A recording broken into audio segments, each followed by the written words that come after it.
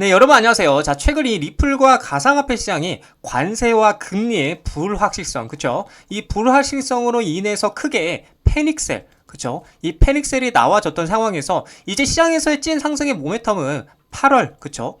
이 8월 15일 SEC와 리플의 소송 항소 여부가 주목이 되고 있는데, 이번 영상에서는 재판과 ETF 관련해서 여러분들께 좀 자세하게 설명드려볼까 합니다. 관련돼서 대응 방법과 어떤 이슈들인지 함께 살펴보도록 하겠습니다. 자, 뉴스를 보게 되시면 SEC 리플 소송 8월 15일 운명의 날이다 라고 얘기를 하고 있고요, 항소 여부가 주목이 된다 라고 얘기를 하고 있어요. 자, 그래서 XRP가 제도적 신뢰 상승, 그리고 법적 명확성 강화, 상장지수펀드 즉 ETF 기대감 증가에 힘입어서 채택이 가속화가 되고 있다. 반면에 SEC는 리플과의 소송에서 마감 시한이 다가오며 법적 압박을 받고 있는 상황인데, 자, 그래서 글로벌 암호화폐 커뮤니티 시선은 2020년 12월부터 이어진 SEC와 리플 간의 소송 결과에 집중이 되어 있다. 최근에 이제 리플은 항소를 철회했으나 SEC는 같은 조치를 취하지 않아 긴장감이 계속되고 있고요. 여기에 미국 연방지방법원의 아날리사 토레스 판사가 양측의 합의안을 기각하면서 사건의 최종 결론은 여전히 불확실한 상태다. 법률 전문가 이제 빌 모건은 소셜을 통해서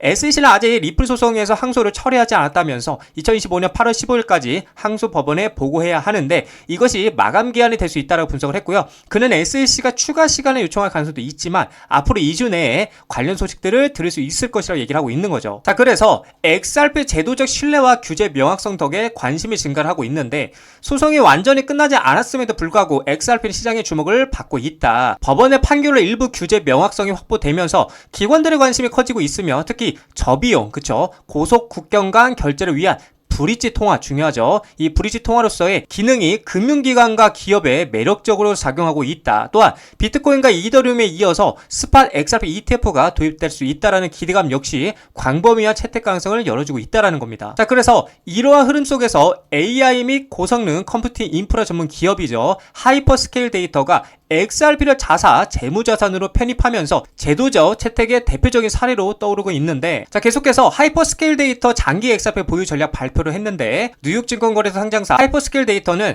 약 1,000만 달러 상당의 XRP를 인수해서 자산으로 보유할 계획이라고 공식 발표를 했고요. 특히 사측은 2025년 12월 31일이 자회사인 아울트 캐피터 그룹의 분할 가능성과 무관하게 매수한 XRP 자산의 소유권은 ACG로 이전되지 않고요, 하이퍼스케일 데이터가 계속 보유할 것이라고 강조했다라는 거죠. 밀턴 토르 아울트 회장은 하이퍼스케일 데이터가 순수 데이터 센터 기업으로 발돋움하는 과정에서 XRP 보유는 회사의 핵심적인 뭐다? 재무 전략이 될 것이라고 얘기를 하고 있다라는 거죠. 자, 그래서 사측은 XRP가 국경을 넘어 가치를 전송하고 새로운 금융 인프라를 구축하는데 혁신적인 잠재력을 지닌 디지털 자산이라 믿는다면서 시장 상황에 따라 XRP 프로그램을 확장할 계획임을 시사하고 있다라는 겁니다. 자, 여러분들 이 재판이던 뭐 ETF던, 그쵸? ETF 승인이든 관련해서는 걱정하실 필요가 전혀 없다라고 좀 여러분들께 말씀드리고 싶은데, 어차피 여러분들 승수할 것이고요, ETF는 승인이 될 것입니다. 왜냐하면 제가 계속해서 말씀드리긴 했는데, 미국은 여러분들 이 암호화폐 패권이죠, 그쵸? 이 패권이 중국에게 넘어가기 전에 본인들이 패권을 가지고 스테이블코인을 활용해서 미국의 고질적인, 그쵸? 부채, 이 부채 문제를 해결하려고 하는 숨은 의도가 있다고 볼 수가 있는데, 그렇기 때문에 미국의 입장에서는 현재 스탠스가 선택이 아닌 필연적 전략이다라고 볼 수가 있겠습니다. 자, 이 말이 무슨 말이냐? 결국 재판은 짜여진 각본 중 하나라는 겁니다. 이 재판으로 뭐를? 개미, 그쵸? 개미 털기를 하고 있다라는 건데, 사실 여러분들도 아시겠지만 전쟁 말고는 단기간에 이 재판만큼 큰 변동성을 줄 수 있는 재료는 당연 없습니다. 그렇기 때문에 계속해서 이 재판을 가지고 끝까지 개미 털기를 하고 있다라는 관점이고, 이 리플 같은 경우는 미국 샌프란시스코 본사를 두고 있고 미국 내 고용과 기술 발전에 기여를 하고 있기 때문에 보수 진영의 미국 우선 정책과 맞물릴 수밖에 없어서 미국 정부는 이 리플, 그쵸?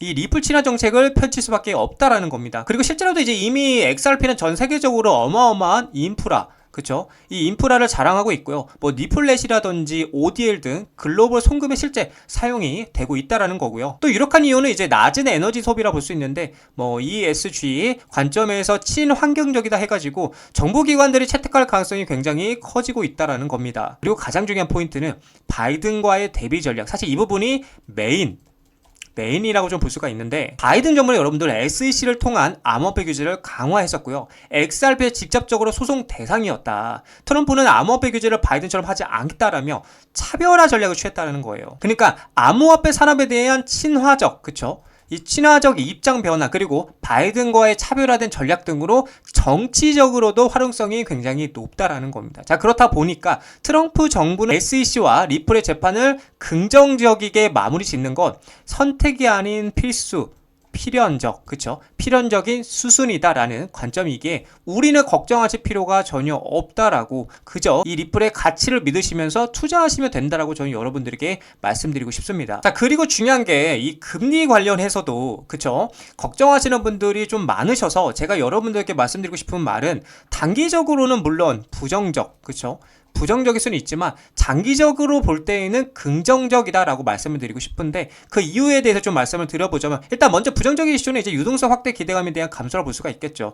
자, 금리를 인하한다라는 것은, 그쵸? 이 금리를 인하한다라는 것은 돈이 풀린다라는 것이고요. 위험자산 즉 코인에 대한 투자가 증가할 것인데, 반대로 금리를 내리지 않게 된다라면 시장에서 돈이 덜 풀리게 된다라고 볼 수가 있겠고요. 쉽게 말해서 투자 심리가 어떻게 된다? 위축, 그쵸? 위축이 된다라는 거겠죠. 자, 그리고 고금리가 유지가 되면은 안전자산 즉 국채나 예금의 수익률이 높을 수가 있는데, 이 코인 같은 경우는 고위험 자산이기에 덜 매력적이게 된다라는 겁니다. 자, 그래서 시장은 이제 곧 금리를 인하할 것이라고 기대했는데 연준은 아직 이르다라는 시그널을 줬고요. 코인을 포함해서 전체 시장이 단기적으로 실망 매도, 그쵸? 실망 매도 즉 패닉셀로 반응을 했다라는 건데, 자, 근데 우리가 중요하게 생각해야 될 것은 이게 꼭 나쁘기만은 한 것이 아니라는 겁니다. 연준이 금리를 더 올리지 않고 동결했다는 점은 매우 긍정적이게 볼 수가 있는데, 고점 금리는 이제 지나갔다는 인식이 강화가 되고요. 인플레이션이 잡히면은 결국에는 인하는 시간 문제라는 기대는 유지가 된다라는 거. 이게 무슨 말이에요? 모멘텀과 재료는 살아있다라는 겁니다. 따라서 코인 시장을 일시적으로 눌릴 수는 있지만 중장기적으로는 금리 인하 기대감에 반등할 가능성이 크다라는 거예요. 자, 그래서 진짜 본게임, 그쵸? 이 본게임은 아직 시작도 하지 않았고요. 그동안 리플이 계획하고 있었지만 진행되지 못했던 뭐 IPO 상장, 그리고 뭐 CBDC, 그쵸? CBDC 있고 뭐 스테이블, 그리고 뭐 ETF 등등, 이 모든 게 한 방에 터지면서가 진짜 본게임의 뭐다? 시작이라고 볼 수가 있겠고요. 이렇게 된다라면 비트코인이 이제 현물 ETF 승인 이후에 가격이 뭐 131%가 상승했던 선례를, 그쵸? 이 선례를 고려할 때에 이 리플 같은 경우는 비트코인 상승력의 최소 3배에서 4배가 더 상승할 것으로 전망이 되기 때문에 우리는 이 리플의 밸류를 의심하지 말고요. 신뢰하고 믿고 투자해 나가셔야 된다라고 말씀을 드리고 싶은 관점입니다. 자, 리플 차트를 보게 되시면 현재 4,000원짜리 아주 중요한 구간이었죠. 이 구간이 일시적으로 돌파하면서 다시 한번 4,000원 위로 말아 올려주고 있는 모습을 보여주고 있는데, 자, 결국 지금 중요한 거는 4,000원짜리를 지지하느냐 못하느냐가 이제 굉장히 중요한 싸움이 된다라고 말씀을 드리고 싶은데, 이전 채널이었죠. 여기 3,000원에서 4,000원짜리까지가 이제 박스권 라인이었다면은 지금은 여기 4,000원에서 4,500원짜리까지가 박스권이라고 좀 여러분들께 말씀을 드리고 싶어요. 그래서 당분간은 이 안에서 횡보를 할 거라고 좀 생각이 되고 있고, 제가 여러분들에게 말씀드리고 싶은 거는, 자, 지금부터 4,000원짜리 아래로 내려갈 경우에 우리는 뭘 해야 된다? 매수로 대응해야 된다고 여러분들에게 말씀을 드리고 싶어요. 자, 그래서